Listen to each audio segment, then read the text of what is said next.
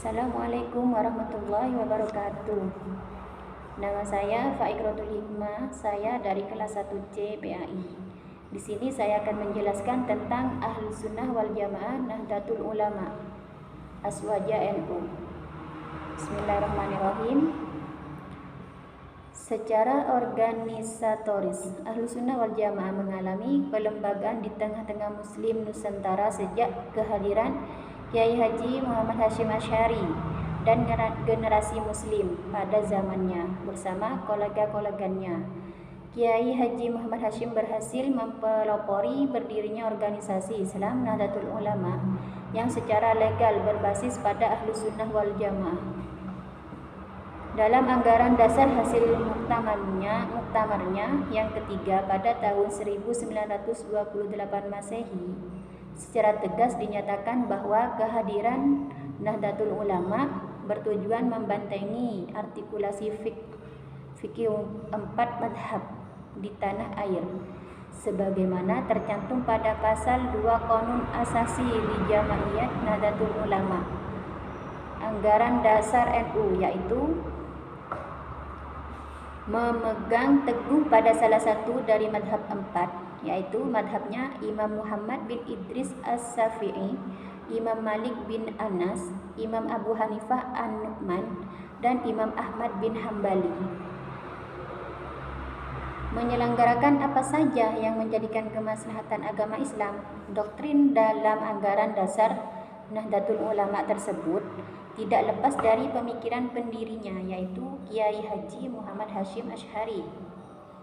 Baginya, penganut paham Ahlus Sunnah wal Jamaah sebuah pola pikir yang mengambil jalan tengah antara ekstrim rasionalis, yaitu Mu'tazilah, dengan kaum ekstrim literalis atau Hatsariyah, Salafi atau Wahabi. Oleh karena itu, sumber pemikiran bagi Kiai Haji Muhammad Hasyim Asy'ari tidak hanya Al-Quran dan As-Sunnah, tetapi juga menggunakan kemampuan akal ditambah dengan realitas empirik. Cara berpikir semacam itu dirujuk dari pemikir terdahulu seperti Abu Hasan Al-Asy'ari dan Abu Mansur Al-Maturidi dalam bidang teologi, kemudian dalam bidang fikih lebih cenderung mengikuti mazhab Imam Syafi'i dan mengakui tiga mazhab yang lain, yaitu mazhab Imam Abu Hanifah, Imam Malik, dan Imam Ahmad bin Hanbal, sebagaimana yang tergambar dalam lambang NU berbintang 4. Sementara dalam bidang spiritual atau tasawuf mengembangkan metode Al-Ghazali dan Junaid Al-Baghdadi yang mengintegrasikan antara tasawuf dan syariat. Selanjutnya, fikrah Nahdiyah.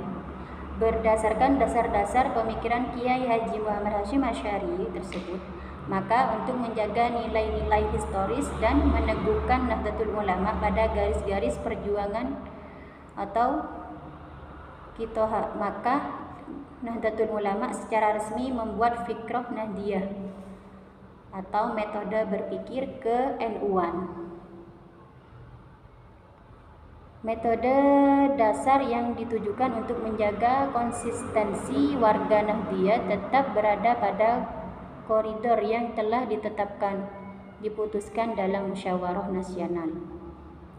Sesuai keputusan Munas Alim Ulama tersebut, fikrah Nahdiyah didefinisikan sebagai kerangka berpikir yang didasarkan pada ajaran Ahlus Sunnah wal Jamaah yang dijadikan landasan berpikir Nahdlatul Ulama, Hitah Nahdiyah, untuk menentukan arah perjuangan dalam rangka Islah al-Ummah atau perbaikan umat. Selanjutnya, keputusan Musyawarah Nasional Ulama. Muqaddimah. Pembentukan Jamiah Nahdlatul Ulama dilatar belakangi oleh dua faktor dominan. Pertama, adanya kekhawatiran dari sebagian umat Islam yang berbasis pesantren terhadap gerakan kaum modernis yang meminggirkan mereka. Kedua, sebagai respons ulama berbasis pesantren terhadap pertarungan ideologis yang terjadi di dunia Islam pasca penghapusan kekhilafahan Turki.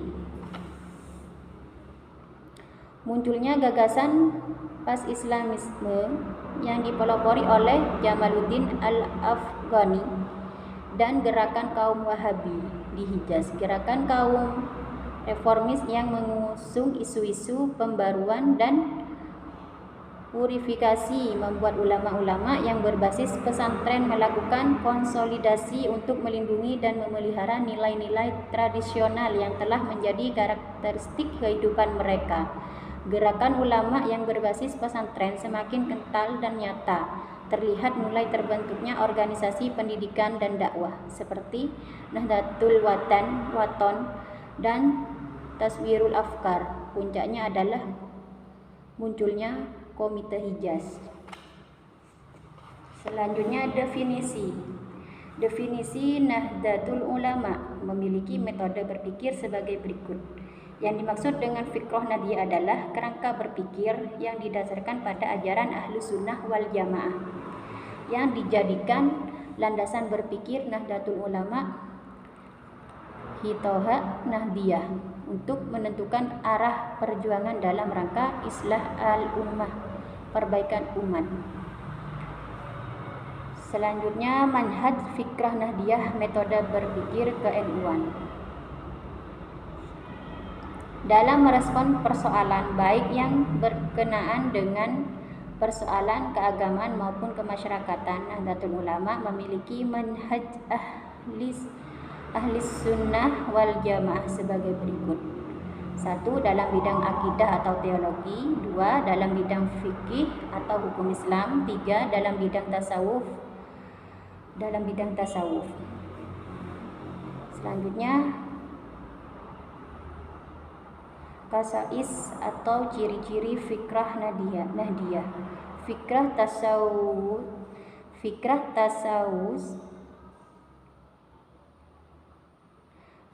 tawassuiyah, pola pikir moderat. Artinya Nahdlatul Ulama senantiasa bersikap tawazun atau seimbang. 2. Fikrah tasamuhiyah, pola pikir toleran. 3. Fikrah islahiyah, pola pikir reformatif. 4. Fikrah tatawuriyah, pola pikir dinamis. 5. Fikrah manhajiyah, pola pikir metodologis.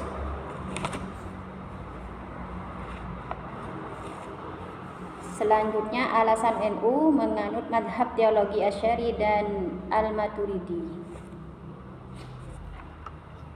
Muncul pertanyaan di tengah masyarakat muslim, mengapa Nahdlatul Ulama memilih untuk menganut madhab teologi Al-Asy'ari dan Al-Maturidi, bukan yang lainnya? Untuk menjawab pertanyaan ini, tentu dibutuhkan alasan filosofis yang mendasar berdasarkan teks suci tentang ciri-ciri Ahlus Sunnah wal Jamaah serta fakta ilmiah dan sejarah.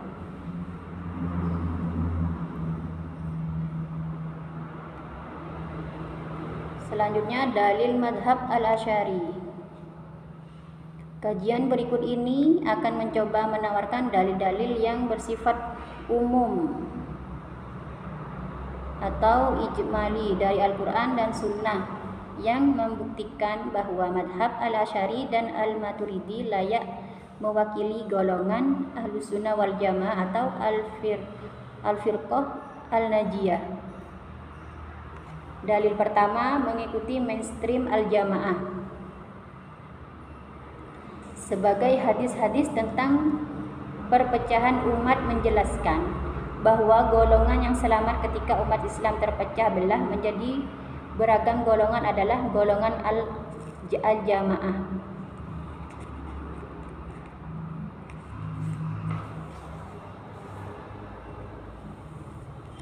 Yaitu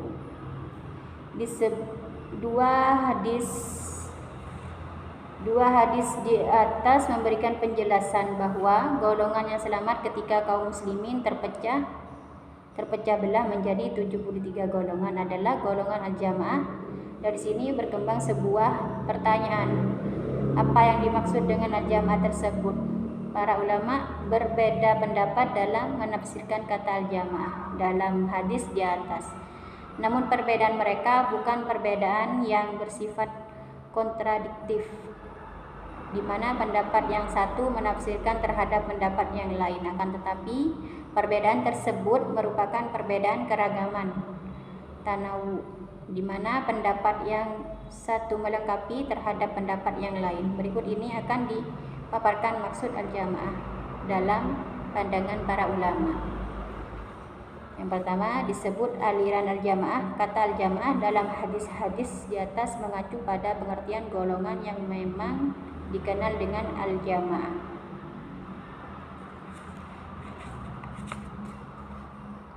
Yang kedua, mengikuti ijma' ulama. Kata al-jamaah tersebut juga mengacu terhadap golongan yang menjadikan ijma' sebagai hujjah dan dalil dalam beragam.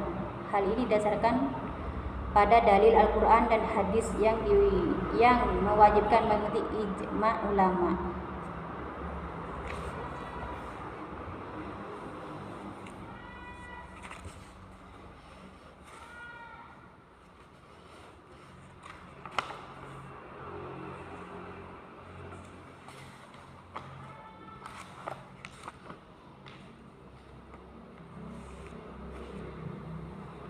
Selanjutnya, memelihara kebersamaan dan kolektivitas.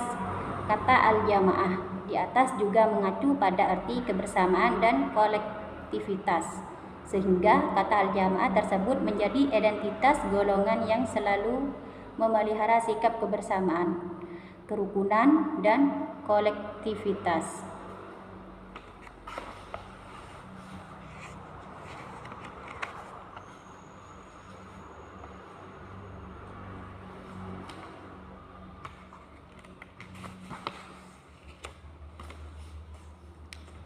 Dan golongan mayoritas al-sawad al-zam. Kata al-jamaah mengacu pada arti as-sawad al-zam, mayoritas kaum muslimin, dengan artian bahwa al-sunnah wal jamaah adalah aliran yang diikuti oleh mayoritas kaum muslimin.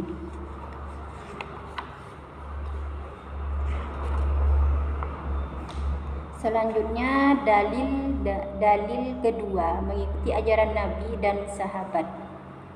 Sifat Ahlus Sunnah wal Jamaah yang kedua adalah mengikuti ajaran Nabi dan ajaran sahabatnya seiring dengan hadis.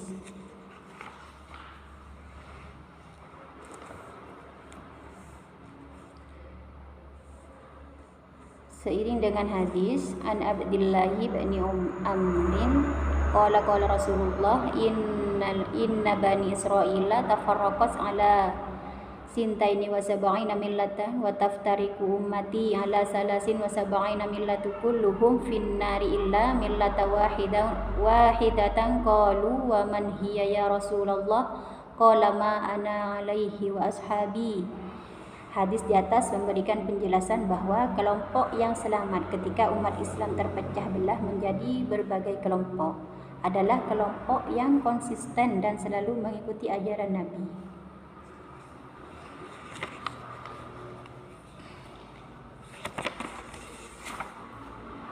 Selanjutnya dalil ketiga, pengayom dan rujukan umat dalam urusan agama.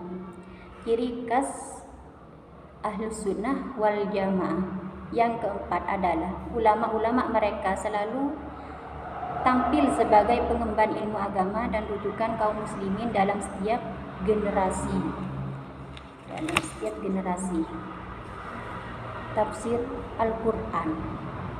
Para pakar terkemuka dalam bidang tafsir Al-Quran dalam setiap masa terdiri dari para ulama yang mengikuti madhab Al-Asy'ari dan Al-Maturidi. Karya-karya mereka dalam bidang tafsir Al-Quran menjadi materi kajian kaum muslimin seluruh dunia. Mereka diantaranya adalah Imam Abu Al-Lais Nas bin Muhammad, Al-Imam Abu Al-Hasan Ali, Al-Imam Al-Hafiz Muhyi Sunnah, Al-Hafiz Ibnu Al-Jauzi Al-Hanbali, Al-Imam Abu Muhammad Abdul Haq, Al-Imam Abu Abdillah Muhammad, Al-Imam Nasiruddin, Al-Imam Hafizuddin, Al-Imam Alauddin, Al-Imam Abu Hayyan, Al-Imam Al-Ahmad, Al-Imam Al-Hafiz Abu Al-Fida Ismail, Al-Imam Burhanuddin Abu Al-Hasan Ibrahim, Al-Hafiz Jalaluddin As-Suyuti,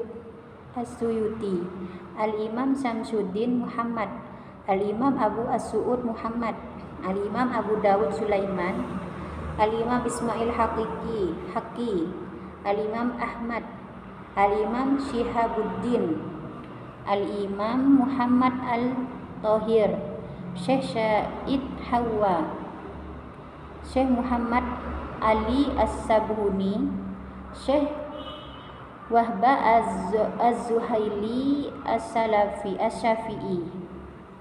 Selanjutnya ilmu hadis. Dalam bidang ilmu hadis, baik dari aspek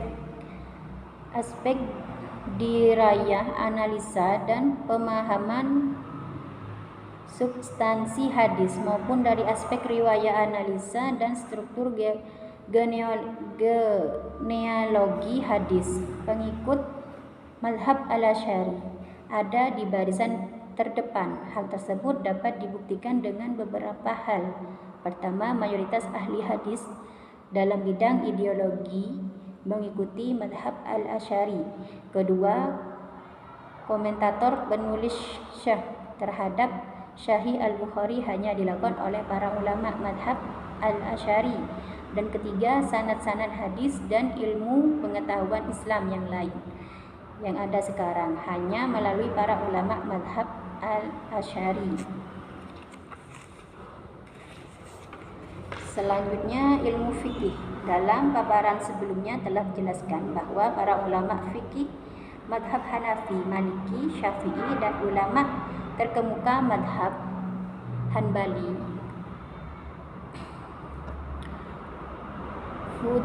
Fudala Al-Hanbali, Al-Hanabilah dalam bidang ideologi mengikuti mazhab Al-Asy'ari dan mazhab Al-Maturidi, sehingga sudah barang tentu para ulama fuqaha yang menjadi rujukan mayoritas kaum muslimin di dunia adalah pengikut mazhab Al-Asy'ari dan mazhab Al-Maturidi.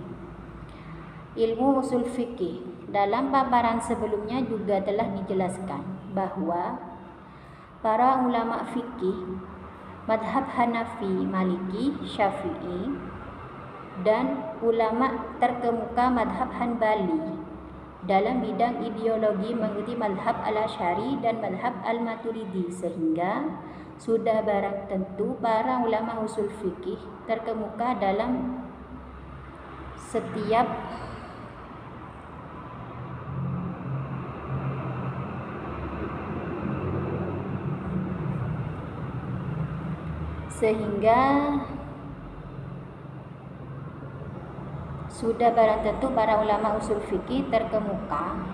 setiap masa adalah para ulama yang mengikuti mazhab Al-Asy'ari dan Al-Maturidi. Berikut ini akan dikemukakan beberapa ulama usul fikih dan karya-karya penting mereka dalam bidang usul fikih yang populer dan menjadi kajian kaum pelajar dan intelektual dunia Islam dari berbagai mazhab.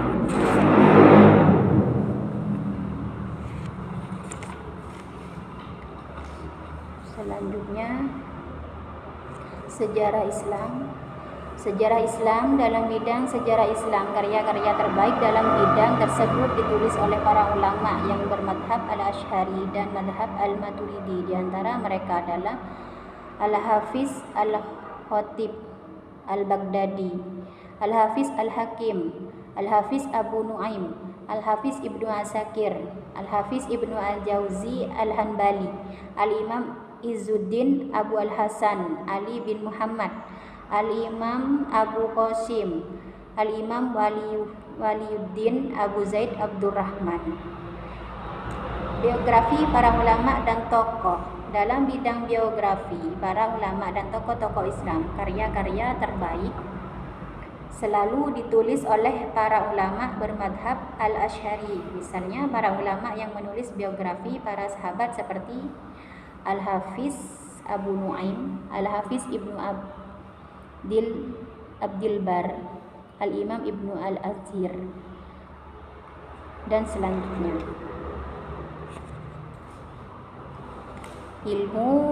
Selanjutnya ilmu gramatika dan bahasa. Dalam bidang gramatika Arab, ilmu nahwu dan saraf. Karya-karya terbaik yang menjadi materi kajian kaum pelajar dan intelektual dunia Islam juga ditulis oleh para ulama yang bermadhab al-Asy'ari. Menurut Al-Ustadz Abu Mansur Al-Baghdadi dalam kitabnya Al-Farq Baina Al-Firaq, mayoritas pakar gramatika bahwa dan bahasa dan sastra Arab pada masa salaf mengikuti madhab Ahlus Sunnah wal Jamaah dari kalangan ulama Kufah, misalnya seperti Al-Mufaddah, Al-Dabbi, Ibnu Al-Arabi, Al-Ruwasi, Al-Kisai, Al-Farraq, Abu Ubaid Al-Qasim bin Salam, Ali bin Mubarak Al-Lahyani, Abu Amr Ali Syaibani, Ibrahim Al-Harbi, Sa'lab Ibnu Al-Anbari, Ibnu Miksam, Ahmad bin Faris, dan lain-lainnya adalah pakar gramatika dari Kufah yang berhaluan Ahlus Sunnah wal Jamaah. Dalil keempat, golongan yang mendapat hidayah. Golongan yang selamat adalah golongan yang mendapat hidayah dari Allah.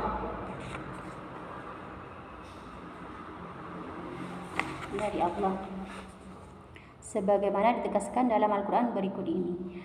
Walladzina jahadu fina lanahdiyannahum subulana wa innallaha lama'al muhsinin, yang artinya, dan orang-orang yang berjihad untuk mencari keridhaan kami, benar-benar akan kami tunjukkan kepada mereka jalan-jalan kami, dan sungguhnya Allah benar-benar beserta orang-orang yang berbuat baik. Quran Surat Al-Ankabut ayat 69. Ayat di atas memberikan penegasan bahwa orang yang berjihad untuk mencari keridhaan Allah, maka Allah akan memberinya hidayah dan petunjuk, dan Allah akan selalu memberinya pertolongan dan ma'unah di dunia serta pahala dan ampunan di akhirat. Berkaitan dengan hal tersebut, jihad dalam agama ada dua macam. Yang pertama, jihad dengan perdebatan ilmiah, menghadapi orang-orang yang menyimpang dari kebenaran dengan tujuan menegakkan kebenaran dan mengalahkan kebatilan. Kedua, jihad dengan peperangan menghadapi musuh-musuh agama yang ada di berbagai perbatasan negara-negara Islam. Dalam hal ini peran Ahlus Sunnah wal Jamaah sangat dominan.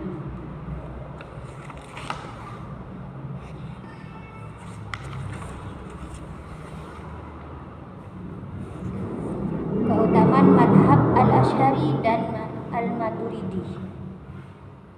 Ada dalil-dalil agama dalam Al-Quran dan hadis yang menjelaskan keutamaan madhab al-Asy'ari dan al-Maturidi, antara lain yaitu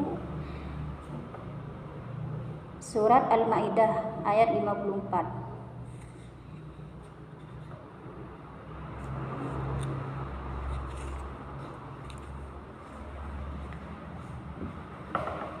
Selanjutnya, sekilas tentang sejarah madhab al-Asy'ari. Madhab al-Asy'ari adalah madhab teologis yang dinisbatkan terhadap pendirinya Al-Imam Abu Al-Hasan al-Asy'ari.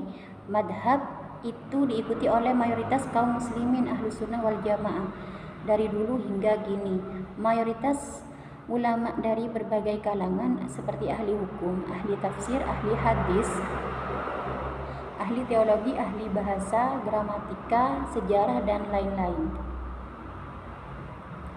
Selanjutnya, lahirnya mazhab al-Asy'ari. Membicarakan lahirnya sebuah aliran sangat terkait dengan konteks sosial dan pemikiran pada masa aliran tersebut.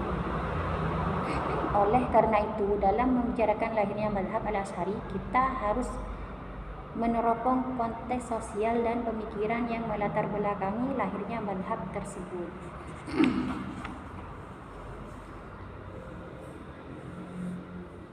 Pada umumnya, di samping itu, periode tersebut merupakan masa-masa supremasi al-Zahabi,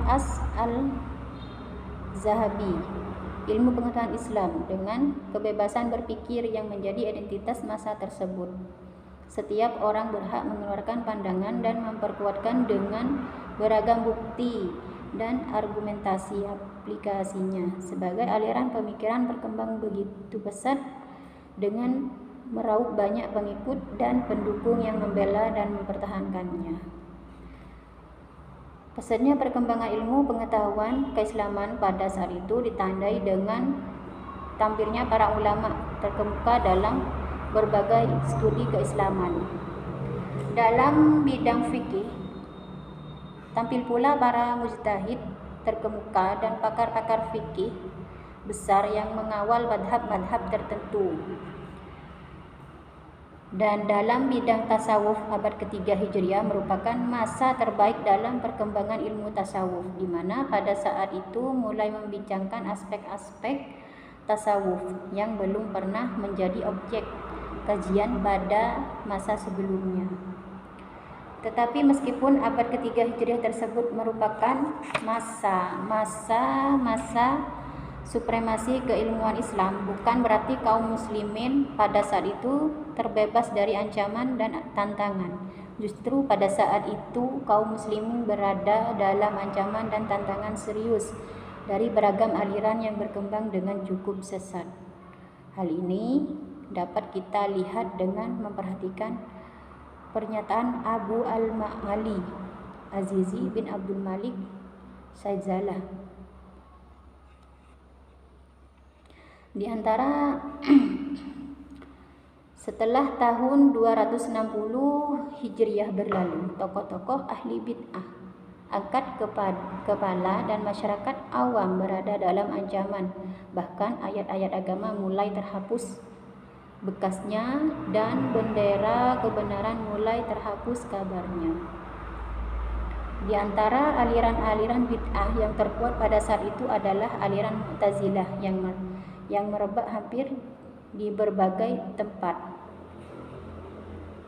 Namun hingga Khalifah Mutawakkil wafat pada tahun 247 Hijriah, pengikut Mu'tazilah tetap merebak di mana-mana. Hal tersebut terjadi karena sejak kekhalifahan dipegang oleh Al-Mutawakkil, sehingga akhirnya jatuh ke tangan Tartar pada tahun 656 Hijriah. Merebaknya aliran-aliran bid'ah pada abad ketiga Hijriah tersebut ditandai dengan menguatnya aliran Mu'tazilah sejak memperoleh dukungan dari 3 khalifah Abbasi sebelum Al-Mutawakkil. Ajaran Mu'tazilah juga merebak di daerah timur berkat upaya Wasil bin Atha, pendiri ajaran Mu'tazilah, yang mengirimkan Hafiz bin Salim, muridnya, ke Tirmidz untuk menyebarkan faham Mu'tazilah. Di daerah barat, ajaran Mu'tazilah diikuti oleh penduduk Maroko berkat upaya Wasil bin Atha yang mengirimkan muridnya Abdullah bin Al-Harits untuk mengajarkan ideologi Mu'tazilah.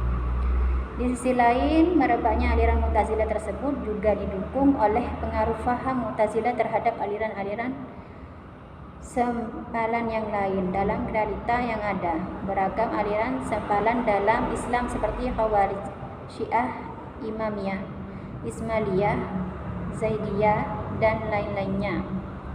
Aliran adalah aliran sembalan yang paling dominan dengan banyak tokoh dan pengikutnya.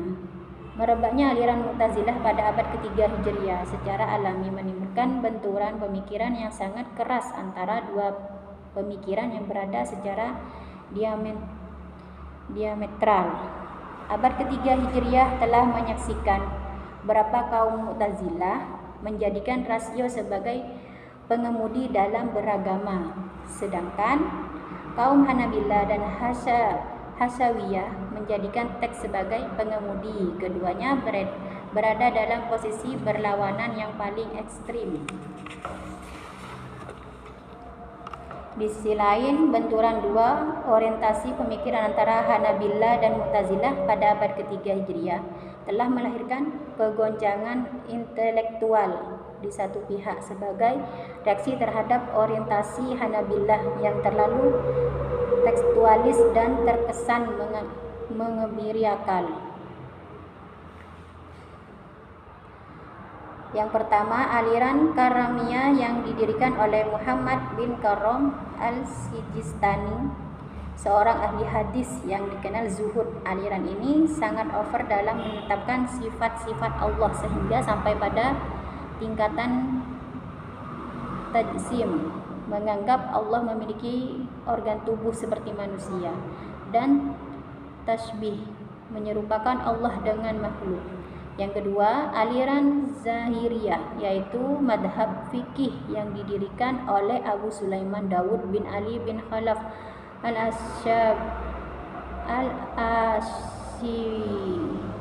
al-Asbihani.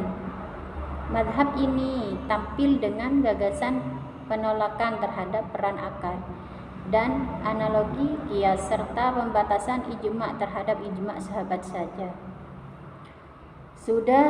Sudah barang tentu aliran konservatif seperti Hanabilah, Karamiyah dan Zahiriyah tersebut adalah menjadikan masa depan Islam menjadi suram dan tidak cerah, karena gerakan konservatif akan membunuh setiap gerakan dan nafas kehidupan menuju kemajuan sains dan kebebasan berpikir. Biografi Abu Al-Hasan Al-Asy'ari.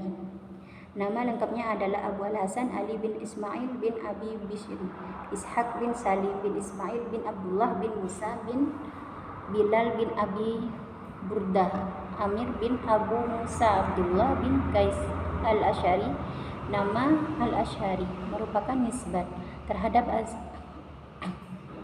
Asy'ar, nama seorang laki-laki dari suku Khotan yang kemudian menjadi nama suku dan tinggal di Yaman. Dari suku Asy'ar ini lahir seorang sahabat terkemuka dan dikenal sangat alim, sehingga termasuk salah satu fuqaha di kalangan sahabat Nabi, yaitu Abu Musa Abdullah bin Qais Al-Asy'ari, yang dilahirkan pada 22 tahun sebelum Hijriah dan wafat pada tahun 44 Hijriah atau 665 Masehi. Selanjutnya, dari Mu'tazilah ke Ahlus Sunnah wal Jamaah. Al-Imam Abu Al-Hasan Al-Asy'ari mengikuti aliran Mu'tazilah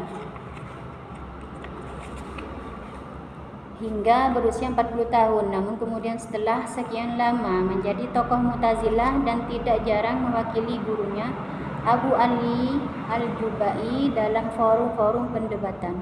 Akhirnya Al-Asy'ari keluar dari aliran Mu'tazilah dan kembali kepada ajaran Ahlus Sunnah wal Jamaah. Menurut data sejarah yang disampaikan oleh para ulama seperti Al-Hafiz Ibnu Asyakir Al-Dimashqi, Samsuddin Ibnu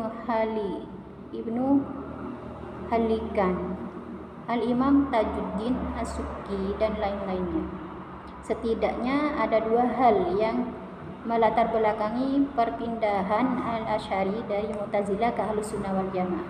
Yang pertama, ketidakpuasan Al-Asy'ari terhadap ideologi Mu'tazilah yang selalu mendahulukan akal tetapi jarang menemukan jalan buntu dan mudah dipatahkan dengan argumentasi akal yang sama.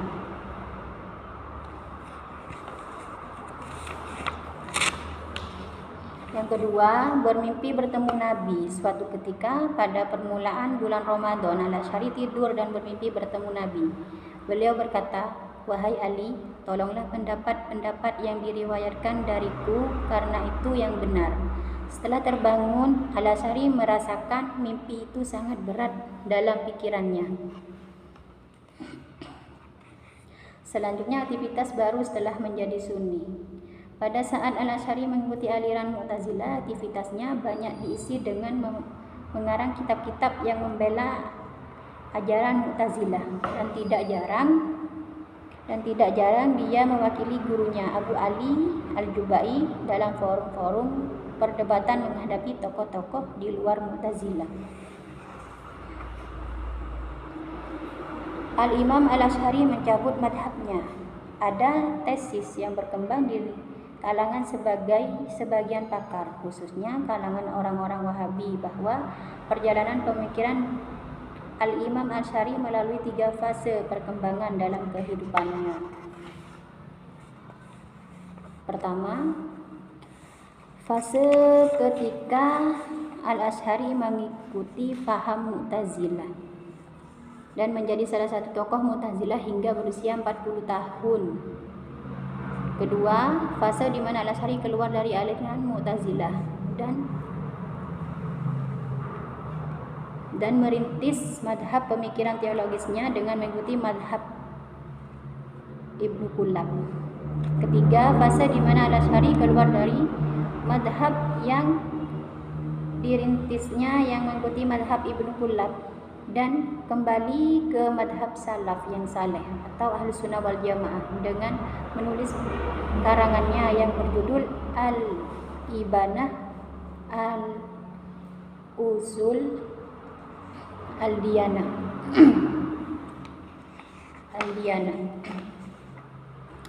Demikian penjelasan dari saya, Ahlus Sunnah wal Jamaah Nahdlatul Ulama.